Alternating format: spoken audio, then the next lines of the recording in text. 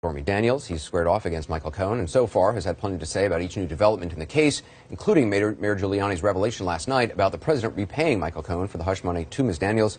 Michael Avenatti joins us now. First of all, how, in your opinion, we were just talking about whether it was damaging for Rudy Giuliani to say that Michael Cohen did this, because can you imagine what the impact would have been in the middle of the last debate, 11 days before the campaign, before the election?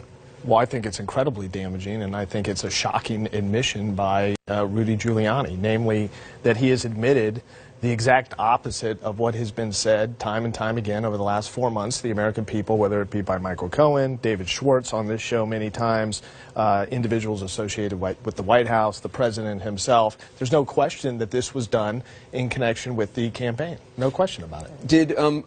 Does it make sense to you? I mean, we don't know what is not clear from the White House or from Rudy Giuliani is when Mr. Trump allegedly knew about this agreement. I mean, they're saying essentially he was paying a retainer on an ongoing basis for months to Michael Cohen, but may not have known about the details until 10 days ago. Well, that doesn't make any sense, Anderson, because we filed our case in the first week of March. So there's no question that he would have had to have known about the allegation or the payment as of that date. Let's back up even before that. The Wall Street Journal did their article, I think, in late January or sometime in February relating to the disclosure of the agreement and the $130,000. So I can't imagine he didn't know about it at that time. Then you also look at the statement by, and I think you put it up for your audience earlier, the statement by Michael Cohen about facilitating the payment where he denied being reimbursed by the Trump Organization. Or the campaign. Or the campaign, and we've talked about that before, and I pointed out that I thought it was interesting at the time that it did not include Mr. Trump. It appears that at the time that statement was drafted, there was an agreement in place relating to reimbursement, or reimbursement had already occurred, because otherwise it's just too much of a coincidence to allow that carve out. But Giuliani is essentially arguing that the president has given his attorney, Michael Cohen, kind of an extended general authorization just to deal with anything, I guess, in this realm.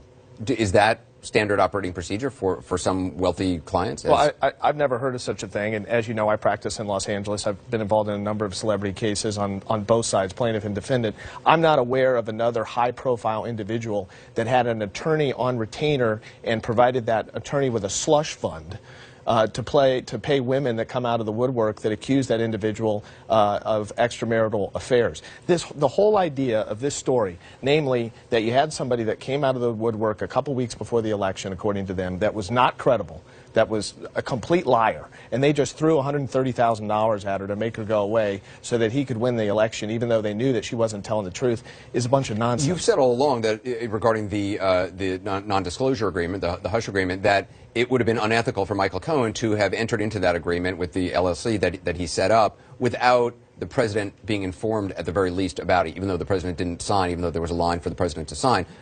If you believe that, do you believe it would have been unethical for Michael Cohen to be in charge of this, to have this portfolio to deal with these kind of cases without ever informing Donald Trump, oh, you know what? That Stormy Daniels thing I told you about, I settled it, it's done, it was $130,000. I'm going to call it what it is, if it's true, which is a slush fund. But yeah, I do believe it would be unethical for Michael Cohen to be administering the extramarital affair slush fund and not telling Donald Trump on a consistent basis as to how those monies were being paid and what they were being paid for. Earlier in the day, there was a report, NBC, saying that federal investigators have wiretapped the phone lines of Michael Cohen. They later issued a correction saying that they had a phone log from phones associated with Michael Cohen. You were on NBC. You said that it wasn't just wiretaps, but also they were reading Mr. Cohen's text messages. Do you know for a fact that they were reading Mr. Cohen's text messages? Yes, I know that separate and apart, independently from the NBC reporting. I want to be clear. So you believe they? Because I mean, NBC says they're not wiretapping the phones. Do you still believe they were? Okay, there's a difference. When you're going to conduct electronic monitoring of communication, you have to get authorization to do email, a separate authorization for text message, and a third authorization in order to conduct a wiretap of audio communications. The NBC reporting dealt with the audio communications. I already had knowledge as to the first two, the email and the text messages. I know that was going on for a fact. Earlier today you said that we're getting closer to more revelations coming out and that we still haven't gotten to the bottom of this. What can you elaborate?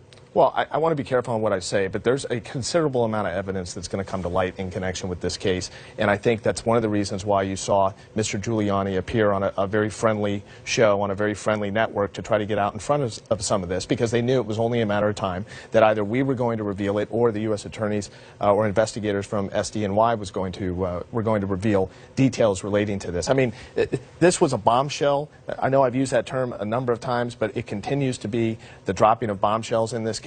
I mean, I could not imagine. I was shocked when Mr. Giuliani made these admissions last night, and I was doubly shocked when he followed it up this morning and did himself and Mr. Trump more harm this morning. Why do you think he did more harm this morning? Well, because he tightened this up as it relates to the election. I mean, last night on Sean Hannity, he did not tie it to the election as clearly as some like me would have hoped. And this morning, lo and behold, he gave the reference to the last debate in the October time frame of the election. I mean, he tightened it up better than probably we ever could have. Michael Avenatti, thanks very much. you. Appreciate it. Coming up, will the special counsel call Ivanka